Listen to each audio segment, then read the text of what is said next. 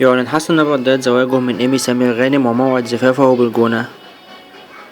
وبعد ذلك سوف نتعرف على القصة الحقيقية لزواج حسن الرداد وإيمي بالرغم من النفي الثنائي بأنه يوجد بينهم علاقة، ولكن الأمر أصبح بشكل رسمي في الأيام القليلة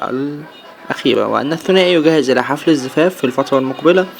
وأن الموضوع سيكون بشكل سري لأنهم يريدوا الابتعاد عن الأضواء وعن الإعلام، ولكنه من الصعب أن يحدث ذلك. جاءت تفاصيل